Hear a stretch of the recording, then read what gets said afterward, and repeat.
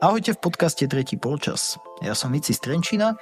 A ja Aďo z Retomy. Vítame vás pri našom treťom polčas. Dnes tu máme hostia, ktorý pochádza z Trenčína, reprezentoval Slovensko vo svetom štýlu modelingu a stal sa tvárou disciplíny, sebavedomia a toho, že keď má niekto sny a pracuje na nich, úspech sa dostaví. Hosťom je Ján Pálko. Janko, vitaj.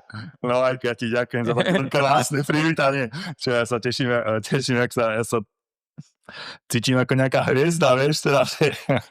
Ale ďakujem ti pekne, je to veľmi príjemné. Chlapci, ja vás teda tiež vítam. Ahojte. Ahoj Janko, ja sa ťa opýtam tak na úvod. Ako sa máš? A v akom období sa nachádzaš? Vieš čo, veľmi dobre, no tak teraz máme tie sviatky, nie medzi sviatkami, za chvíľku Silvester. A akože veľmi dobre, ja som taký rodinný, vieš, na tie Vianoce a tak, takže my sme vždycky s rodičmi alebo so svokrovcami, teda vlastne tak beháme hore-dole. Takže ja si to veľmi užívam, vieš, si sadneme v obývačke a proste rozprávky idú, dáme si nejaký štamprlíček, koláčik, na raňajky zemiakový šalát, vieš, a takto proste. Také tie klasické slovenské disciplíny, no. Áno, to poznám aj ja, aj u nás presne to beží, ten šalát na tie raňajky, to musí byť. Lenže Majo, keď sa pozriem na ňoho a na teba, tak ty si dávaš asi vyššie toho šalátu, jemu to až tak neškodí, vieš. Ja sa snažím stále, vieš, cvičiť, alebo teda idem, tak už je to taký môj denný chlebiček, že proste idem si zacvičiť, trošku tie činky pozdvíhať a však v podstate od malička asi už poznáme sa nejaké tie roky, že stále športujeme, beháme niečo stále, nedá sa bez toho, takže. Narodil som sa v Trenčíne, my sme bývali dlho na Kvetnej, na sídlisku, otec tam dostal vlastne, čo to bol ten, nie pracovný byt, ale proste dostal byt. Služobný byt, takže tam sme bývali do nejakých 3-4 rokov, teda môjho života a potom sme sa vymenili s babkou. No babka išla na náš byt, a my sme sa teda presťahovali na dedinu, hej, že viacej miesta a tak. No a vtedy by som povedal, že vtedy to asi tak začalo taký ten dedinský život, vieš, že proste decka na ulici a my sme boli non-stop na ulici, proste bicykel. Ja si pamätám teraz v spojitosti s tým mistrom a to, že ja som sa vedel vždy akože vyobliekať, dal som si nejakú proste novú mikinu, vieš, vykeloval som si vlasy, od detka som na Vianoce dostal, mal som takú bordovú BMX-ku a ja som sa vždy tak vystrelil proste, že sa na ten bicykel a som sa vozil proste po tých Zlatovciach, vieš, a tam si išiel, no po celých Zlatovcach si niekoho mal, vieš, ako decka sme chodili do školy, takže tie Zlatovce si poznal celé, vieš, tak som prázdil proste na tom bicykli. Super, ďakujem teda za predstavenie a môžeme ísť na prvý polčas. Poďme na to. Tam boli prvé tie náznaky možno takého modelingu, takého nejakého predvádzania sa. Vieš čo, to je pravda, to som mal odjak živa, som to mal v sebe. Toto vieš, že ťa tak ťahalo. Proste ja si myslím, že asi každý má niečo také, na nejaký smer ťa to ťahá. Možno, že ani o tom nevieš, ale áno, bolo to tak. Ja som vlastne prvýkrát začal niečo, 14 rokov som mal, keď som išiel do nejakej agentúry. A to za toto potrenčne sa robili nejaké prvé prehliadky a tak. Ale ty si bol aj športovec veľký, čo viem, hral si futbal, cvičil si, to ťa vždy tak bavilo. Áno, akože z tohto hľadiska musím povedať, že nechcem sa chváliť, aby to nejako vyznelo, ale na tie športy som proste mal taký talent, akože nikdy som nerobil nič profesionálne, že by som, ale proste čo som chytil do ruky, to mi išlo, hej. Či sme hrali na škole florbal, alebo ja neviem, atletika zo základnej školy, keď si pozriem proste skok do výšky a neviem, 250-ka, skok do diaľky, proste mám, no fakt, že 20, 30, 40 diplomov z týchto oných a vtedy ešte v tom čase detské mestečko organizovali na konci školského roka, bola olympiáda. Áno. A normálne prišli 7-8, aj vy ste chodili s Rietommi, 7-8 škôl, neviem, či nie 10.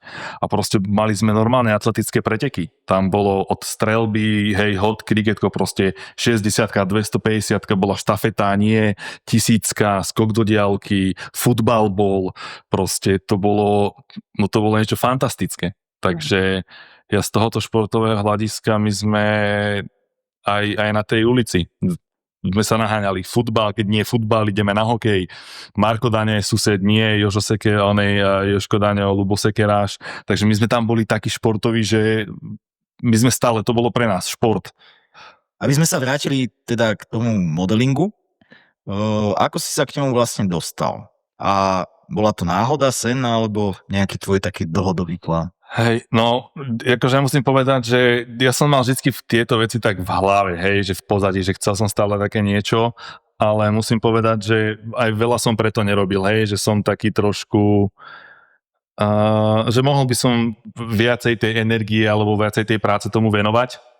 No ako som spomínal teda, že tuto v Trenčine som niečo začínal, že boli nejaké prehliadky a tak, takže to bolo z toho začiatku. No a ja som potom odišiel do Anglicka, kde som žil nejakých 6 rokov, tam som robil v sklade a tam som sa tak dosť venoval aj tomu fitnessu, že som si tu proste tú postavu tak spravil, tam som úplne ten bodybuilding fitness žal a odtiaľ som chodil na Slovensko, že už som si nejakých fotografov zháňať proste, že chcel som si nafotiť nejaké fotky, aby som mal nejaké portfólia takto.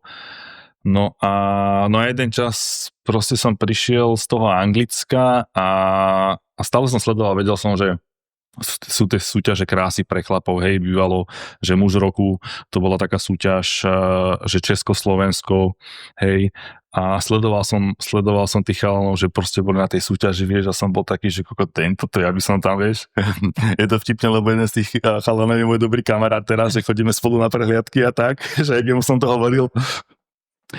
A to bola možno taká trošku závisť, vieš, že závisť? Prepáč, závisť, alebo ťa to motivovalo? Áno, aj tak, akože nikdy som nebol nejaký závislivý, ale hej, bolo to také, že aj ja by som toto chcel, aj ja by som, vieš, áno. A tieto veci ťa možno, že tak posúvali. Taká vnútorná motivácia. Áno, presne tak, presne tak. Keď to robí on, tak aj ja. Hej, takéto chcenie. Ja som si tak dosť v hlave proste všetko vytváral. A tak som pozeral tie súťaže a potom som teraz zistil, že máme aj na Slovensku niečo a že teda chodí sa na tú svetovú súťaž, na to Mr. Supranational. No. Takže tak som si vlastne zistil, že ako to je, kto to organizuje, čo a ako. No a keďže my to na Slovensku sme to nemali nejaké také, že máš slovenské kolo, že ideš na casting a ideš tak ďalej, ale bol to Jozef Oklamčák, ktorý má vlastne agentúru Oklamčák Production. A ten vlastne tých ľudí deleguje. Tak som sa nejakým spôsobom nakontaktoval. Oni sa tí castingy robili tak, že on mal takto kvázi externe ľudí, že k nemu chodievali, alebo teda, že mal nejaké portfólio tých ľudí a medzi nimi vyberal, hej. No teda našťastie som sa mu ľúbil, hej. Takže ma vlastne vybral, vtedy som sa stal mistrom Slovenskej republiky, no a na základe toho som mohol ísť reprezentovať Slovenskú republiku na tej medzinárodnej súťaži, ktorá bola v Poľsku, Mr. Supranational sa volá tá súťaž. No. A tam už vlastne bolo 40 chalanov zo 40 krajín. A neviem, že dokonca z ten rok to bolo už 39, jeden neprišiel, ale tak býva 40 chalanov je tam. A kedy si tak na to prišiel, že to nie je len hobby, ale že už je to tak profi? Že kedy prišiel ten zlom, že kedy si to tak uvedomil? Ešte ja neviem, tuto moc na tom Slovensku a v zahraničí Česko ani sa moc nedá tým živiť, vieš. Jednoducho nedostane sa na takú úroveň, aby sa s tým užilo, takže stále som to mal také, že proste bol to popri práci, hej. Také hobby, proste baví ťa to, máš to rád pred tou kamerou, a vieš, pozuješ, vytváraš, je to taká umelecká činnosť, ja to mám strašne nad, že snažíš sa to, čo máš na sebe predať, alebo hľadáš nejaké pózy, alebo máš sedačku, alebo rebrík, alebo niečo, vieš, že snažíš sa niečo také vytvoriť. Takže vždycky to bolo len kvázi také hobby, hej. Akože zarobíš si niečo na kávu, áno. Ale není to, že teraz mám ten mesačný príjem taký, aby som sa mohol venovať len tomuto. Koľko si mal rokov, keď si vlastne vkročil do tohto sveta? No, akože neskoro to bolo, 27 som mal. Ako zareagovalo to okolie na to, keď zistili, že vlastne sa chystáš na takúto súťaž, alebo respektívne, že robíš niečo takéto? Či už priateľka, alebo rodina?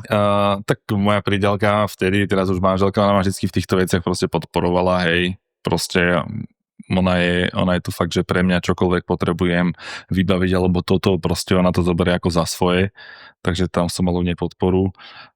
Mamina vedela, že takéto niečo chcem, ty najskôr taký pragmatickejší, hej, takže. Mirka je teda taký tvoj manažer, hej? Hej, Mirka to teda je, hovorím čokoľvek, alebo ja neviem, teraz som dosť do Prahy behal, tak proste už od toho, koľko tam máš byť, dobre, už tam máš vlak, ovtedy, vieš, dobre, hotel som ti bukla, odtiaľ ti ide potom električka, proste, vieš to, už sa niekedy tak smiešne cítim, proste, jak prebrala tú vlohu tej mamy, alebo vieš, že už nie, že teraz na Google by som si pozrel alebo niečo, ale zavolám Mirke, že počúvaj, hej to tamto, vieš, a ona no a vieš, taký kúka na telefóne. A napríklad má doma, dá sa povedať, jedného z najpeknejších mužov na Slovensku a nežiavi, keď takto chodíš alebo niečo, neboli aj takéto, vieš, že... Myslím, že na začiatku ešte to trošičku tak bolo, ale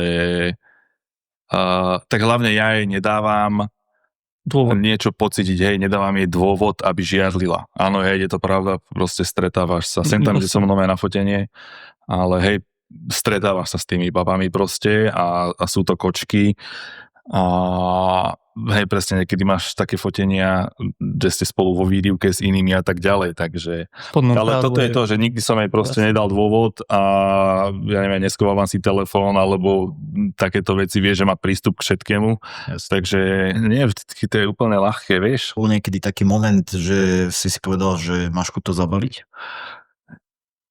Ja to nie. Ja si myslím, že to máš vždy tak dobre v tej hlave upratané a chuť zabaliť, to nie, to vôbec.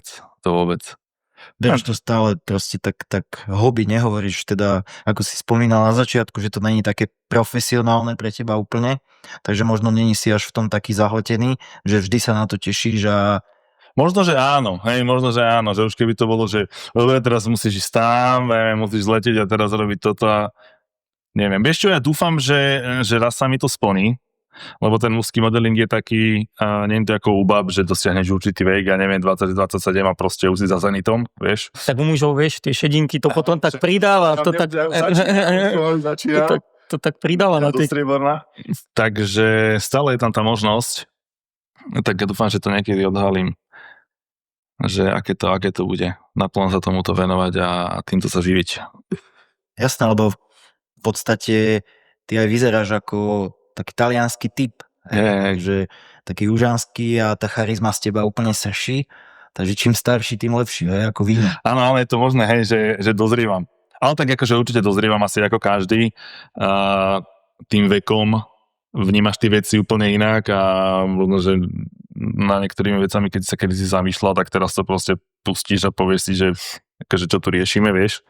Áno, tie priority sú... Hej, takže... Uvidíme všetko, akým sa nám to pôjde. Končí sa prvý polčas našej relácie a poďme teraz trochu hlbšie do toho, čo ľudia často nevidia. Aká je tá disciplína, tá drina a mentálna stránka. Poďme na to. Prebieha tréning napríklad na také fotenie, na to, aby si držal si takúto postavu. Koľkokrát trénuješ napríklad do týždňa v posilovni tieto veci. Keby si nám priblížil. No, tak najdôležitejšie je asi tá strava. No lebo, jak sa hovorí, že pokiaľ sa vieš dobre stravovať, tak môžeš tej posilovne aj spávať, ti to jednoducho nepomôže. Takže no dávať si pozor na to, čo ješ. Vieš. Ja už to mám tie veci také zaužívané, že proste idem dokola stále to isté, že ani nemusím teraz, že tuto si dám viacej korenia, aby som to mal trošku inú chuť. Nie, ja môžem žrať stále to isté, proste vajíčka, vieš, mäso, ryža, ovocie, zelenina, proste dokola a tak toto aj bolo. Takže odjak živa, vieš. Nevadí ti, že každé ráno máš ovsnú kašu? Vôbec. Hovorím, už je to také, že je to v číslach, vieš. Proste, viem, že tuto mám 30 gramov bielkovín, 30 gramov sacharidov, 5 gramov tuku proste a vieš, už to ani číslo, už to jedlo nevnímaš v nejakej chuti proste, ale v čísle viem, že toto musím do seba dostať, aby to bolo všetko v cajku, takže asi takto, no. No a ten tréning, ja idem taký ten klasický, taký kulturistický tréning, že mám tie tréningy rozdelené podľa časti tela. Mám to na 5 dní. Hej, jeden deň idem hrudník s bruchom, potom mám, že chrbát, ďalší deň mám biceps, triceps, ďalší ramena a posledný tréning mám nohy. A toto v podstate točím dokola, hej. Že jednoducho precvičím celé to telo, idem v podstate s takými ťažšími váhami, robím si nejakom rozpätie tých opakovaní 12 až 15, hej, do toho nejaké kardíko, takže vieš, aby aj to telo, to svalstvo bolo také, aby to vyzeralo, hej, že nerobím, že teda, že veľa opakovania, alebo že by som veľa behával, alebo robil také aerobné veci, hej, ale skôr zvíhanie tých činiek a to ma baví proste, to ma baví. Vieš, keď sa tak dobre vypumpuješ aj takú veľkú váhu, keď dáš a tak. Ten tvoj teda bežný deň, určite je tam veľa spánku. Spánok je dôležitý. No, že? hej, no, ale teda musím sa priznať, že to flákam, no, lebo je teda, že 10 hodín a že no, už by som sa pomaly mal chystať, vieš, akože hygiena, zuby, sa vyvenčiť a tak, ale že a ešte chvíľočku, vieš, a ešte chvíľočku, potom je to hodinka a potom ideš spať po polnoci, čo nie je úplne ideálne teda, takže no, ten spánok fláka, mal by som sa trošičku polepšiť a hlavne teraz, čoho sme asi všetci obeťou, sú tie telefóny, takže proste pred spaním ten telefón a to ti zožere a zrazu nevieš koľko hodín, takže to je taký môj veľký neduch, no. Keď si vravel o tej strave, aj sa vieš tak opustiť cez sviatky, keď si teraz tak, Jasné. že ideš, že valíš, jasné. že neriešiš kalórie, neriešiš a ideš, valíš koláče. Áno, teraz. Tak lebo v podstate teraz nie si v tom režime, hej, že proste nejaká práca, Jasné. teraz viem, že odtedy stávam ráno, si idem zacvičiť, tak od keď to stávam po tréningu, ja už si vlastne asi tú stravu aj beriem so sebou, že mám nejaké 2-3 jedlá už nachystané ale teraz ten režim jednoducho nie je, takže jediný môj režim je najesť sa, čo je a proste ísť si zacvičiť, hej. Pokiaľ nemáš nejaký termín nejakého zápasu v klietke, že neviem, mám 29. zápas, tak samozrejme, že na tie Vianoce sa neopustím, hej, že začnem slopať a tak ďalej, alebo máš nejaké to fotenie, tak presne si myslím, že toto je veľmi dobré nechať to tak, zbytočne sa netrápiť tou myšlienkou, že ježiš, ja som si dal teraz šalát, kokos, vieš, podľa mňa ti to ublíži ti to 100-krát viac, ako keď proste týždeň sa najedz, čoho chceš, hej, daj si, presne tak úplne si oddychneš, aj tú hlavu od toho vypneš Tak. a potom proste na to naskočíš a ideš ďalej, vieš, a keď si aj vrcholový športovec, alebo že už dlho to robíš, že teda držieš nejakú tú stravu a tie tréningy, tak nejaký týždeň, 2, čo sa kvázi opustíš v úvodzovkách, ti nemôže ubližiť. Práve naopak by som povedal, že začne ti chýbať ten režim a proste na to naskočíš a ideš. Ty máš aj nejaké tie termíny tých fotení alebo týchto modelovských eventov? No vieš, ako čo príde. Nemám také, že teraz, že by som dopredu mal. Teraz momentálne nemám nič. Mám nejaký projektík, ktorý prichádza, o ktorom teda nemôžem rozprávať, ale týka sa tvojho tela. V podstate aj áno. Pýtam sa hlavne preto, že sme sa bavili o tom, ako to telo sa nachystáva na tie akcie, tie súťaže a ty vlastne sa musíš udržovať stále, lebo nevieš, kedy to príde. Je to tak, hej, presne je to tak. Tak nie si v podstate, že v 100% forme, lebo jednoducho nejaký nízky tuk sa ti nedá držať dlhodobo, hej, keď aj kulturisti sa pripravujú, proste má tam 3-mesačnú prípravu a ten vrchol je vtedy, hej. A tak akože ja sa do takých sfér ani nedostanem, aj by to bolo asi veľmi únavné, takže v podstate udržuješ sa v nejakej tej forme a potom keď ti ide nejaké to fotenie, tak proste na 4 týždne zatlačíš, zhodíš z toho tuku, aby tí svaly viacej vystúpili, aby to teda lepšie vyzeralo na tej fotke. Je ten modeling zdravý, alebo treba brať s rozumom? A tak ono záleží asi čo, ja som sa skôr vždycky tak nejako zameriaval proste na to telo, alebo vždycky som mal v hlave, že by som sa rád živil svojim ksichtom a svojim telom, hej, takže ale veľa tých chalanov, čo sú akože profi modelovia, nemajú to, nedávajú si záležiť tak na tom tele, hej. Napríklad ja som aj na nejaký ten fashion modeling som aj ja trošičku väčší chlap, hej. Že proste tam sú chalani, ktorí sú o 10-15 kg, 15 kg menší, hej. Ja som jednoducho taký, ja mám 95 kg, takže tam v tom svete sú iní, hej. Hovorím, že sa tak viac skôr zameriavam ja na mám to telo. 95 kg, vyzeráme ináč. Tak, lebo si nižší, nie? Som nižší, mám iba 185 cm. No, ja mám ešte viac, no. Tak tam vidíš, tam je to schované. Ja tu moju váhu ani nepoviem radšej. Takže ty si mrštný, vieš. Áno, 62 kg, vieš. Napríklad mňa zaujíma, čo by si povedal mladým chlapcom, keby chcú začať s tým modelingom. No nič, no, keď si myslíš teda, že si dostatočne krásny na to, aby ťa videl svet, tak, ale nie. Tak hlavne, aby ťa to bavilo, hej, už nie je to čokoľvek robíš, jednoducho aby si to robiť s radosťou a s nejakou láskou, s nejakým nadšením a už nech to je čokoľvek.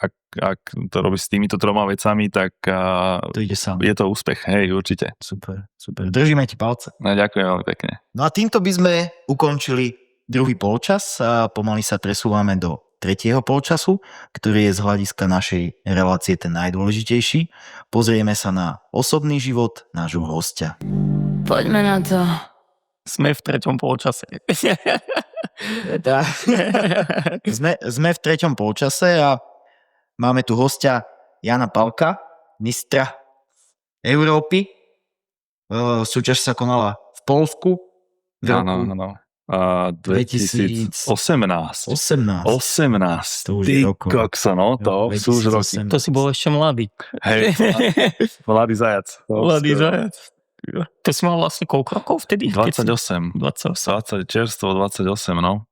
Hej, keď sa pozriem na tie fotky spätne, tak je to teda neuveriteľné, no. Akože, a je to dávno, nie je to až tak dávno, je to 7 rokov, ale teda ten rozdiel tam je vidno, no. Patril si mladším, či starším účastníkom, či ako to tam Vieš, vekovo asi je. tak v strede to bolo tak, že boli tam aj starší a boli tam aj mladší chalani 23, ale musím povedať teda z tej mojej skúsenosti, bolo to super, že som bol v takom veku, ako som bol, lebo už som bol vyzretejší ako tí 23-roční alebo 22-roční chlapci, hej, že bol tam vidieť ten rozdiel, lebo v podstate tá súťaž to nemáš teraz, že vybehnem tam na stage, na molo, poprechádzame sa, máme nejaké plavky, toto, hej.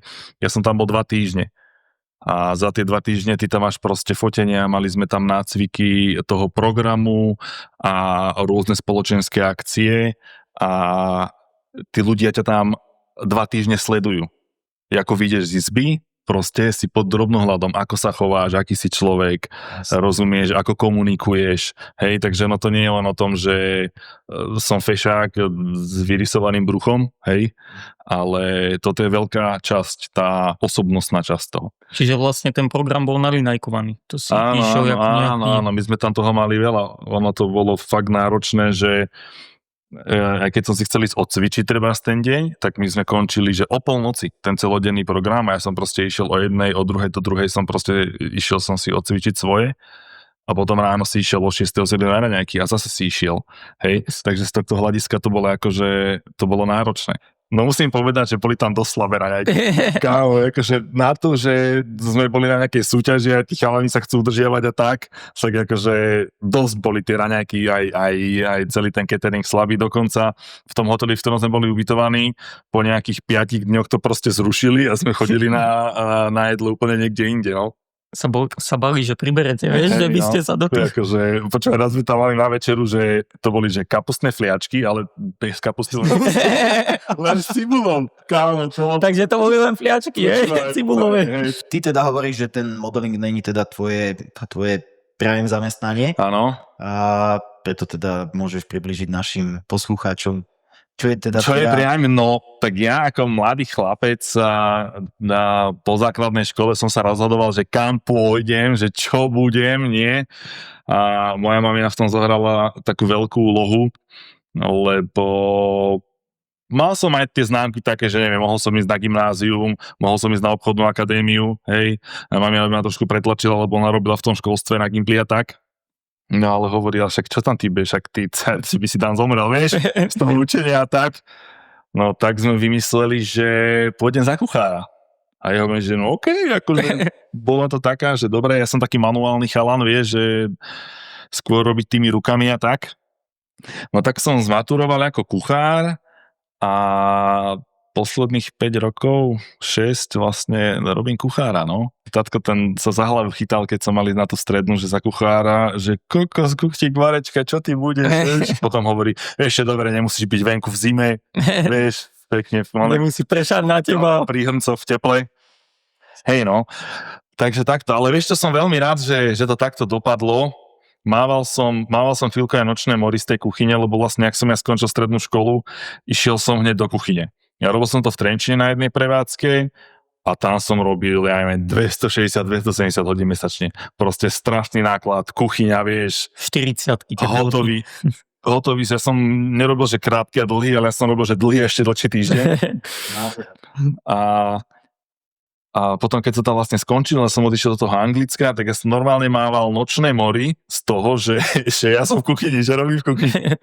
A potom som sa vrátil z Anglicka a išiel som na Svetové kuchyne. Bolo to najjednoduchšie, ale som rád, že som sa vrátil, lebo je to makačka. Myslím si, že akože je to kurva chlapská robota, lebo pod tým tlakom a proste dať to jedlo rýchlo von a ustrážiť si tých ľudí, aby robili to, čo majú, pozrieť si tie listky, aby dostal každý to, čo má správny čas. Takže je to makačka. V tomto bola strašne veľká škola pre mňa. Ja som pred 2 rokmi, sme boli so ženou v Amerike, tam sme žili nejaký čas. A tam som v New Yorku na Manhattane robil v jednej talianskej reštike. A to ti poviem, že to bola taká škola, taký krst ohňom, že aké strašné tempo tam išlo, že prvých 10 dní som bol normálne posratý z toho. Fakt, regulérne, akože vnútorne, hej, nie, že by som sa tam zložil teraz, že poviem šéf-kuchárovi, že nevládzem, nemôžem, alebo spomal, alebo niečo, hej. Ale proste dokedy som sa dostal do toho tempa, tak mi to trvalo 7-10 dní, hej. Potom si zvykneš, už si to proste v hlave, ak na to máš, si to proste v hlave upracuješ a proste vydržíš ten tlak a ideš. Vieš si predstaviť, že by si tam ostal? Vieš čo, asi áno. Lebo už som sa dostala na takú pozíciu, že už som mohol byť akože promoted, vieš, na zástupcu šéf-kuchára. A hej, vedel by som si predstaviť, že by som tam z toho spravil nejakú kariéru, hej. Ale ja som popri tom vlastne aj v tom New Yorku, ja som si našiel agentúru modelingovú, takže popri tom, ako som ja varil, ja som chodil aj po castingoch a po foteniach, hej, akože nebolo toho veľa. V podstate celý ten život, takže som v kuchyni, varím si a popri tom, vieš, sa snažím behať pred kameru a hľadať si také nejaké tie príležitosti. Dá sa povedať, že to je taká tvoja psychohygiena, ten modeling, ako keby od tej práci, že ťa to tak naplňa, že ťa to baví. Vieš čo, asi že si tak psychicky oddychneš z tej práce v kuchyni, ideš zrazu modeling fotiť toto a tam si tak oddychneš. Nehovorím, že to je ľahké, ale taký psychooddych. Asi áno, lebo je to pre mňa také, že pracujem na niečom inom. Proste, že není som zasekaný, že v kuchyni a teraz môj celý život bude kuchyňa, ale je to také, že snaží sa nejaký ten svoj sen si splniť a mimo tej práce proste aj tie svoje myšlienky a to svoje sústredenie sa sústrediť na niečo iné, alebo venuješ sa teda niečomu inému. Takže určite hej. Vieš, že není som na mieste, nestagnujem, že teraz toto je celý môj život, som v kuchyni, vieš, prídem domov, zase budeš variť. Hej, takže asi áno. Áno, naposledy si bol oddychnúť v relácii bez servitky. Áno. Môžeš nám to trošku približiť, že... Áno, no. Skupina, čo ste sa tam stretli, že boli to kuchári, tak ako ty, alebo ty si mal možno trošku návrh? Tak určite som mal návrh tým, že som bol kuchár. Vôbec som tam neišiel do tej show, že teraz idem tu súťažiť, že som kuchár, vás tu rozbijem a teraz hej, proste išlo nejaký zážitok, vyskúšať si niečo. Aj keď veľmi som rozmýšľal, že či do tej show pôjdem, lebo ja som sa tam aj nehlásil, lebo ja som išiel na casting do Jojky. Oni robili taký slovenský a ja som chcel, že do seriálu, hej, mám aj nejaké také proste malé postavičky a tak to som chcel, hej, proste bez servietky, ja som sa aj nechcel ani prezentovať ako kuchár vôbec. Tak teda išiel som na nejaký ten seriál a potom, ja neviem, za mesiac za 2 volali, že či by som neišiel do servítky. Hej, a ja, že ja neviem, že tak mi povedala, čo ako hovorím, že viete čo, zavolajte mi zajtra. A hovorím, že dobre, že idem do toho, že čo. Ale toto bolo presne to, že najviac som sa obával toho, s akými ľuďmi ťa tam posadia, hej, že s kým tam budeš. lebo asi ste videli pár tých show a Jasne, ty nevieš teda dopredu, že s kým... nie, vôbec, nevieš dopredu. Až ten prvý deň, áno. Áno, až ten prvý deň, keď vás všetkých dajú dokopy, až vtedy vieš, že s kým si tam. Hej? Takže toto bola taká moja obava, že s kým tam budem. Nemal som vôbec chuť sa s niekým proste naťahovať a počúvať blbé reči a niekedy viete, aké to tam býva. Proste nechcel som tam nikoho zaškrtiť. Takže, no ale teda vyšlo to fantasticky, lebo boli sme dobrá partia. Fakt sme sa zasmiali. Boli sme každý z úplne iného súdka, ale fantasticky sme sa zabavili. No a musím povedať, že najväčšiu zásluhu na tom má asi Fero, ktorý tam fakt sa aj spravil show, aj mňa tak vyhecoval, že išiel do takých, vieš, sfér, že jednoducho som sa zviezol s ním, hej, že som mečol tú jeho energiu. Takže bolo to fantastické, no. Si ani neuvedomil koľkokrát, že si pred kamerou, keď si s ním... Ale hej, nie, vieš čo, mám ti povedať pravdu, to stále to vnímaš, alebo teraz tvojom že jednoducho neviem, musí sa správať, alebo neviem, nejako vyzerať, ale proste vieš, že jednoducho tie oči sú na tebe. Že si sledovaný. Jednoducho, hej. Není to umelé, že teraz si zamrznutý, alebo teda, že na oko hráš nejaké veci, hej, proste musí to byť prirodzené, ale tak nemám pocit, že by som teraz niečo hral, že taký nie som. Ale podvedomie stále. Hej, v podvedomí vie, že ťa proste sníma kamera. A to sa ani nedá, lebo my keď sme boli za tým stolom, tak tam bolo 7 kamier, proste štáb veľký, vieš, takže to sa nedá nevidieť, vieš, že by si... Proste, vieš, je to výroba nejakého kontentu, takže aj takto sa treba na to pozerať. Ďakujeme ti veľmi pekne, že si sa dnes u nás zastavil, že si prijal naše pozvanie aj v tomto uponáhľanom období medzisviatočnom. Ale nenecháme ťa odísť len tak, ešte máme pre teba pripravené otázky. Dobre. Jedna špeciálna od fanúšičky. Neviem teda, či ju chceš počuť, ale písala nám, že prosím vás, opýtajte sa ho, aká je jeho najobľúbenejšia značka spodného prádla. Tak poď na to. No tak, akože je to klasika, Calvin Klein. Alebo potom na ostro. To je moja druhá najobľúbenejšia, hej? Aj cez zimu, hej? Minus 20. Jasné. Minus 20, ale... Takže Zuzka bude určite spokojná.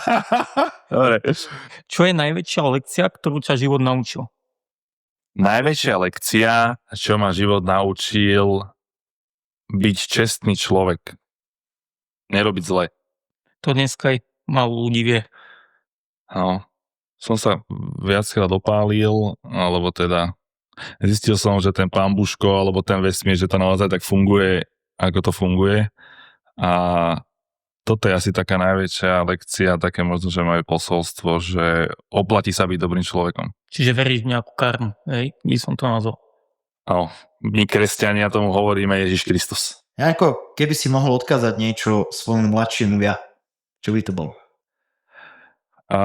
Nečakaj, choď do toho, nečakaj, že ti to spadne len tak, hej, z neba a robiť kroky, nestať na mieste. Kedy si bol na seba najviac hrdý v živote? Ešte som hrdý na to, že mám takú rodinu, ako mám, že mám takú manželku, akú mám a asi som hrdý za seba na to, že som sa dobre oženil. Čo ťa motivuje ísť ďalej? Taká tvoja najväčšia motivácia?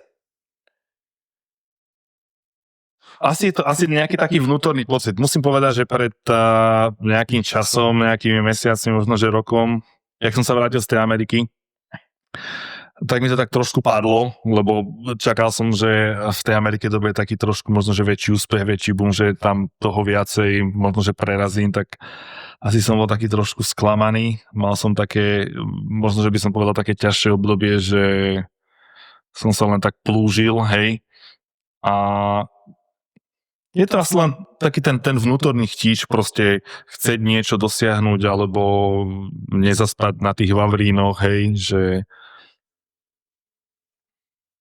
niečo asi dosiahnuť, ísť ďalej.